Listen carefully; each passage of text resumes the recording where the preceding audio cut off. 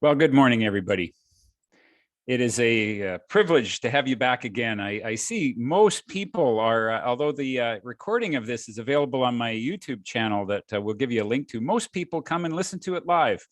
So I really appreciate this is the fourth session of an 8-session series that gives you a little bit of a taste of what we're doing in the academy, in the 3-day academy. So I'm just appreciative. This is actually my favorite session. My favorite module, this whole notion of self-awareness and how to inspire action by facing your shadow. I want to make this as interactive as I can in the chat room. What I would encourage you folks is to introduce yourself and let us know in the chat room where you're from. And where you're coming from, and also if you're a new person or if you've been to several of these. If this is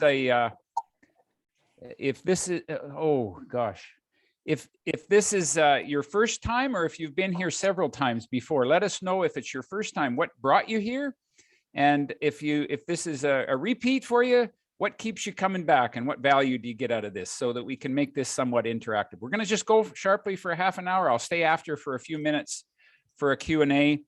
But let's get going. Let me just give you a big picture here of where this particular module fits into all my whole approach and model to leadership.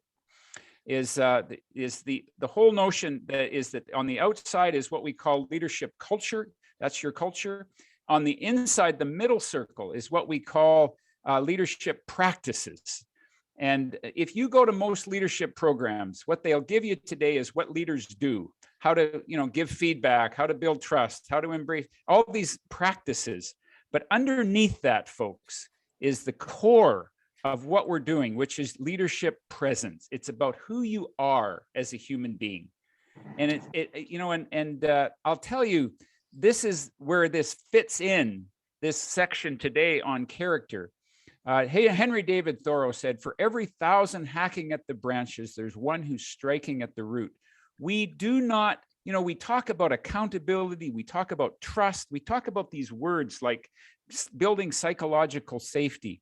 But folks, unless you get to the real deep root of why of this, then you just can't make lasting change. And so much leadership training today is so superficial. First of all, it's great to listen to a podcast. It's great to listen to a YouTube channel on leadership, but you have to really get to the roots of understanding yourself and getting past some of the barriers to your and through self-awareness to really begin to understand what does it take to be a leader.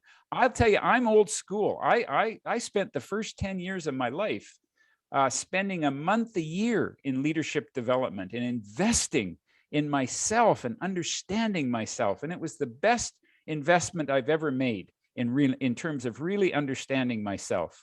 So this is the curriculum for this transformational 3-day event. The first day we focus on presence. The second day we focus on practice. And then the third day we talk about integration. And this is the shadow work. And we spend good 2 hours on this and give you lots of good strategies. But I'm just going to introduce you to what this means. What is the shadow? What is shadow work? And what's its relevance to leadership and to life?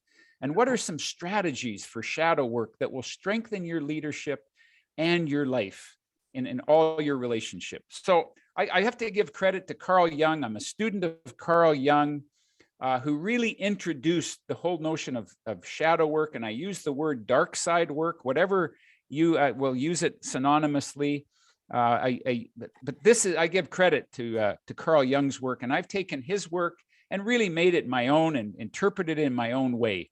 But basically what we mean by shadow work is the place where everything we've forgotten, denied, rejected, or not yet discovered goes to live. And as long as it lives unacknowledged, it will limit our potential, control our lives, and cause harm. So what is this notion of a shadow work? So I'm just going to ask you to reflect on this. And actually, you can put some words in the chat room if you want. How many of you have ever had a boss or lived in a relationship with a person who exhibited these vices, who was disrespectful, had a bad temper, was overly controlling and micromanaged you, insensitive, bullying, had a big ego, or were insecure. And probably the root of all of this is insecurity, right? How many of you have ever experienced? Now, I've just given you my list. You could probably come up with your own. And if there's ones that I've missed, please feel free to put it in the chat room. And then talk about what's it like to live with the person who exhibits these qualities, these vices. Now, here's the thing. I want to say a couple things. First of all, it's a whole lot easier to see these vices in other people than it is to see them in ourselves. That's because they're behind us. They're in the shadow. So we can see other people's backs, but we don't see our own. We have to be intentional at looking at what's behind us, what's hidden, but it's there nonetheless. My whole premise is that we will all have a part of ourselves will be exhibiting some of these behaviors. They're part of all of us. They're not the whole part of all of us, but they are a part of all of us. And what we'll learn is when you can embrace them and use them and work with them, we can actually turn all of them into a gift. But we have to be intentional about it, and you have to see them first of all. So I'm going to ask you, what difference would it make if your boss or person that you're in a relationship, just think of somebody in your mind right now, what difference would it have made to you if they would have come to you and said, you know what, I can be very disrespectful at times. I have a bad temper at times. I can be over controlling, and I'm going to get some help with it, and I'm working with it. And I need your feedback when I'm in that place. What difference would it have made? Now, if there was a lot of water under the bridge and you had already been hidden from this and they'd already caused you a lot of pain, it likely would not have made any difference. But what if they could have almost started the relationship from that notion to say, listen, I got this part of me. You see, this is dating, right? We don't ever show this part of ourselves. We want to put our best foot forward. It's like when we get a new job, we want to put our best foot forward. And so we get into relationships and we make even commitments in relationships without facing and knowing this darker side of ourselves, this shadow side of ourselves. And so it's always there, but my premise is, let's bring it into the sunlight. As you'll hear me say a lot in my leadership development program, sunlight is the best disinfectant. Bring it out into the open. But too much sunlight is, it'll kill you, right? You get cancer if you spend too much time in the sunlight. You don't have to put this stuff on the internet, but you do have to acknowledge when you experience this in your own working relationship and learn to work with it. But the first step is to see it. And when people can acknowledge it, it's liberating. When people can say, listen, I know I'm disrespectful at times. Help me with this. Give me some feedback. Now, you're going to learn in the strategies that you can't depend on your teams to be your guide and to be your therapist. We all need some kind of a guide outside of our system where we work and live to help us see this. But we can use the people that we work with to get some feedback when we get into there. Those of us who have been around long enough, this was one of the first movies that I ever saw in the real theater. The Good, the Bad, and the Ugly. Clint Eastwood in 1966. This is about embracing the shadow, the good, the bad, and the ugly. It's all part of us. And let's be compassionate and accepting and embrace it and see it instead of hiding. My premise is, it's not the ugly that kills us. It's denying the ugly. It's pushing it aside. It's not being willing to see it.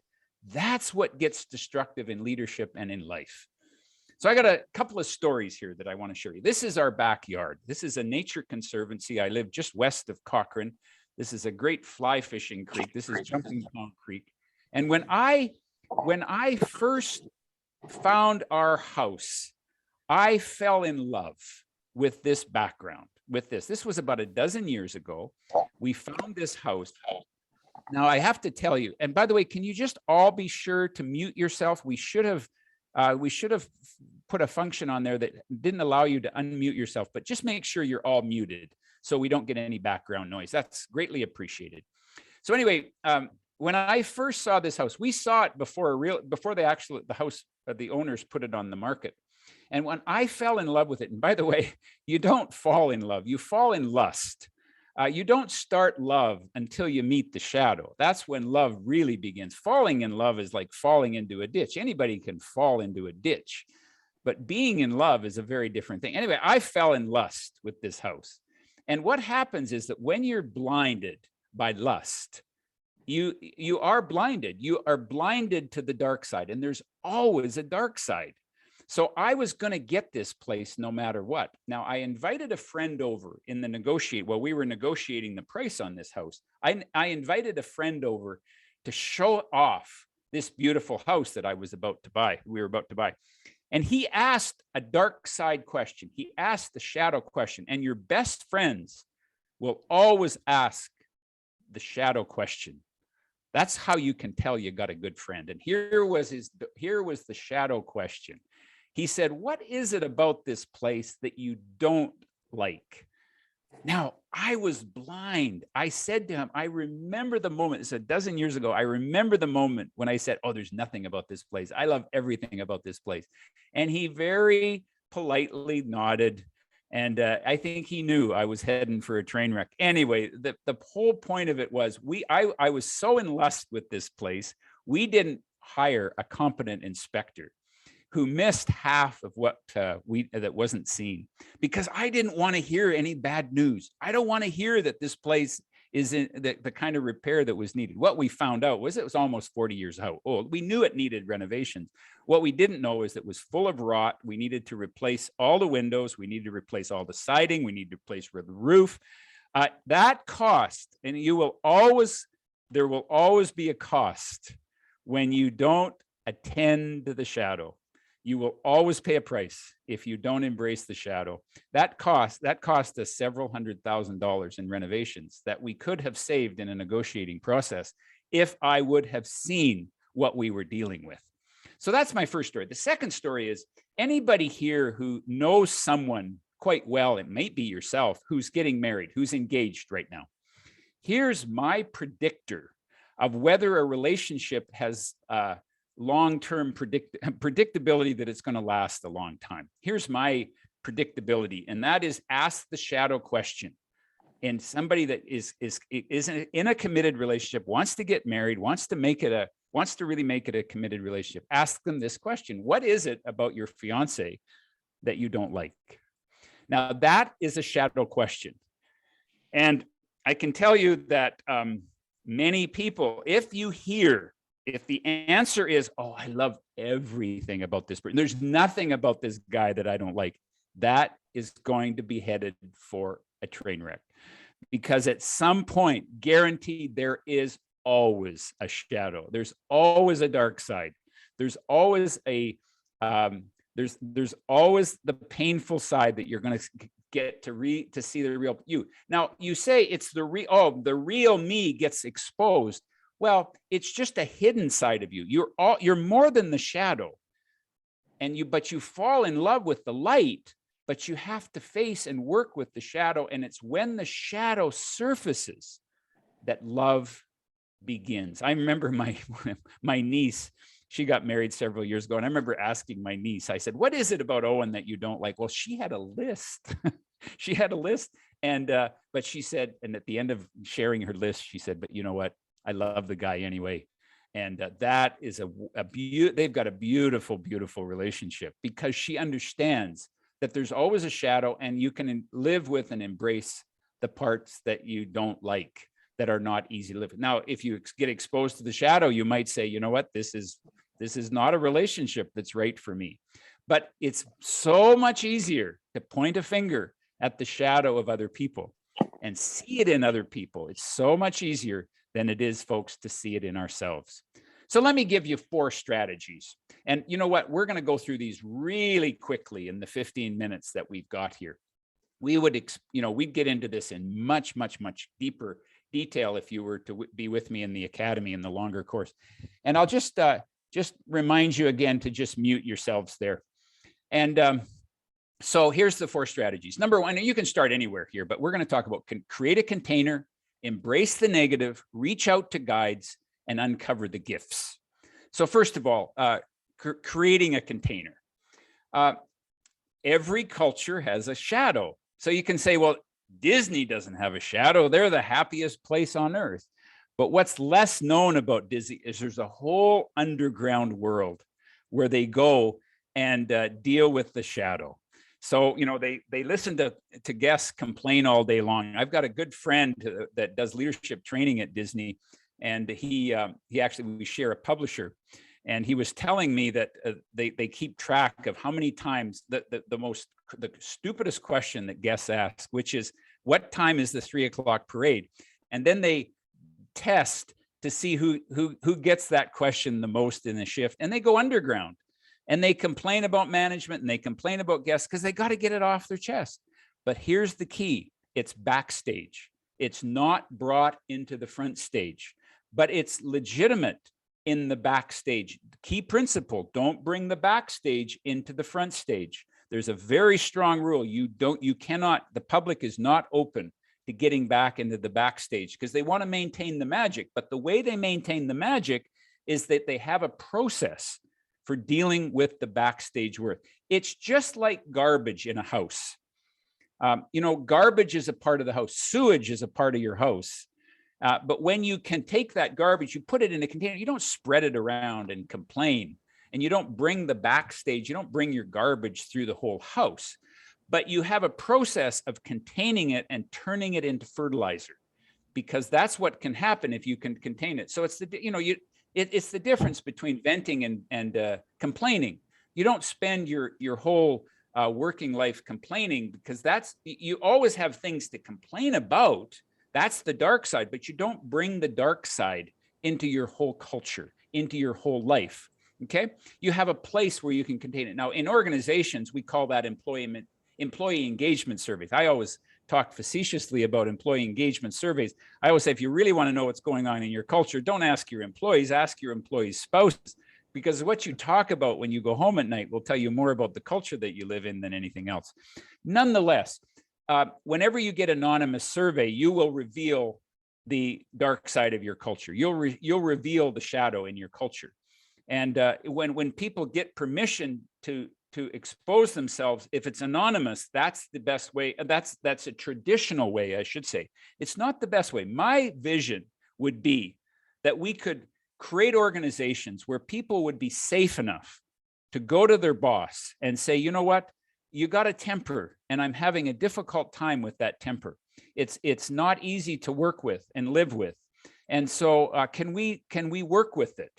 And that a boss would say, thank you for that feedback. Let me work on that. Then we can work with the shadow. We can work with this darker side of our nature.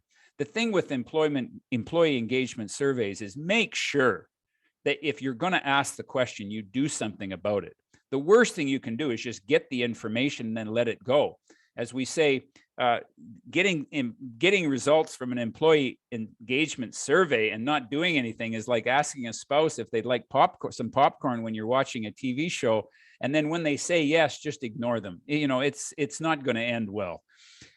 It gets really ugly at that point. But my point is if you're going to ask the question, you raise the expectation. You got to do something with it. But that's really a topic for another day. But when I'm saying at an individual level, there's always a shadow. The best way to get to the shadow in an organization is to get into the hallways, to get out of your office. And this is some of the difficulty during this time of the pandemic, because we haven't been together.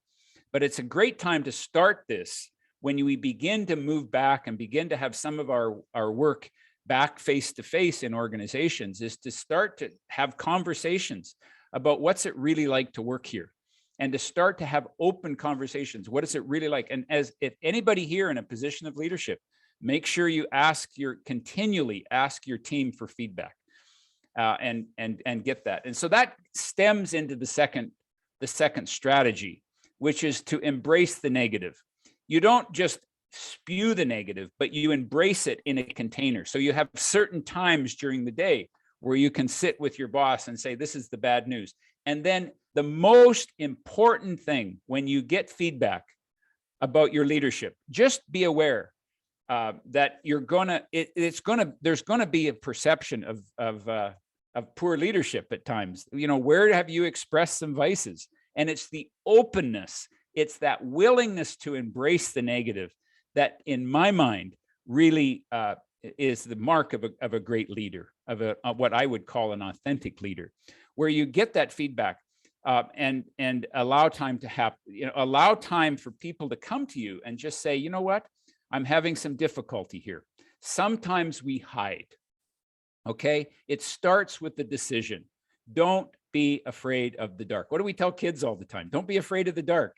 You know, we learn from the time we're very young to be afraid of the dark places, but it's not as dark as we seem when we can begin to really embrace the fact that, give me some feedback on my leadership. Now, granted, we don't live in a culture that allows people to feel safe around people with authority, in authority positions. So we've had lots of experience in being punished by being direct with people in authority. And so we learn to go underground, and we learn to push this down. Just like in class, how many of you ever raised your hand and said to your teacher, this is a boring class?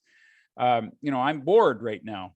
Well, no, what we do is that instead of being direct and have a conversation about it, what we do is go underground and we complain about it, and we throw spitballs and we create excitement, right? We're not direct. And so we're not taught, we haven't had role models at really being direct. Now, just a quick word on feedback.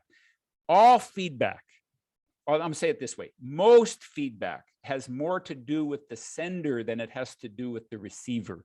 So when someone gives you some negative feedback and you say thank you, you don't have to agree, you don't have to disagree. Most of that feedback comes from their shadow. But all feedback has an element of truth. So you never want to disregard any feedback. But what you do is you say thank you, and then you sift it through and you say, how much of this do I need to pay attention to? Because you do have to get feedback from other people, or you simply won't see your shadow. It's like seeing your back. You won't see your back without somebody giving you some feedback on it. Okay? Sunlight, as we say, is the best disinfectant. Bring this out into the open. Let people see and accept that that's going to be there. All right. Then you need to reach out for guides. I don't know how to embrace the shadow without some guides. And if we don't have some kind of guides away from our organization, you can't expect people in your organization to help you with your shadow. You can help them. They can give you some feedback. They can have conversations with, but they can't fix it for you.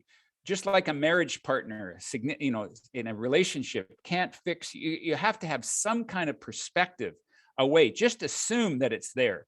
So here are some examples of some support systems, some guides that will help you see your darker side. Confidants, good friends, trusted friends that won't just buy the story, but will help challenge you with some real deep questions so that you can get to what your dark side is. Coaches, mentors, therapists, recovery groups, has a contained place where you go for a certain time each week or on a regular basis and say, you know what, I'm going to work with my darker side. I'm going to really embrace it. I'm going to learn about myself when we do this. So this is the work of people outside of our system. And, you know, you can get feedback from people, you know, even if it's anonymous feedback. If you've done a 360 feedback and you get some bad, you know, especially if there's a pattern, then take that to your confidants, take that to your guides and say, help me with this, help me learn from this. Okay. And finally, uncover the gifts. Folks, this is what you'll discover, is that, as Leonard Cohen said, forget your perfect offering. There's a crack. There's a crack in everything. That's how the light gets in. I can promise you that if you would be willing to really be open to seeing your dark side, it's in all of us. Just accept that. Accept that there's cracks in everything. You know, the Greeks had a word for this. They called it, it's the root word of the word sincerity, sincera, which means without wax. As the story goes, the whole root of the word sincerity comes from when the sculptures would have cracks, and what they would do is the ones with, they would put wax on the cracks and pretend that the cracks weren't there, and then sell it for a price that would indicate that there were no cracks. But the sincere sculptors would show the cracks and show the faults and show, because there's a crack in everything, but that's how the light gets in. And once you can embrace it, that's what sincerity is being willing to embrace that side of ourselves and heal it and bring it to the forefront. That's what makes a great culture. What I always say is what makes a great culture, what makes a great relationship is not one without vices, but one that's willing to embrace those vices and see them for what they are and work with them. And then what happens is that you turn those cracks into gold. I can tell you that from my own experience, having faced depression in my life. I don't need to bring that depression out into the open in terms of trying to help. I'm not going to rely on the people in my leadership development programs to help me with my depression, but I will be open and honest about it. I've brought it to my guides and I've faced it. And what I've begun to realize is that I could not do this work if I hadn't struggled through this darkness of depression, that this has made me who I am today, and that it is actually a gift, that I have to work with this every day, and that I have to have certain habits in my life to keep it in check, to work with this addictive side of my nature. And it's really turned into, I would consider it to be the gold of the work that I do together, that I do in my work. So at next week, we're going to be covering, so that's my thoughts around the shadow side. I've just barely scratched the surface here. I understand that. I hope that you've enjoyed the session. We're going to go next week. We're going to be moving through the curriculum of the Academy. I'm just giving you a quick taste. I would invite you to come for the whole thing. This will not be a Zoom experience that you've ever had before. We're going to deeply engage you in a community, and we are beginning to fill this up. So just keep this in mind.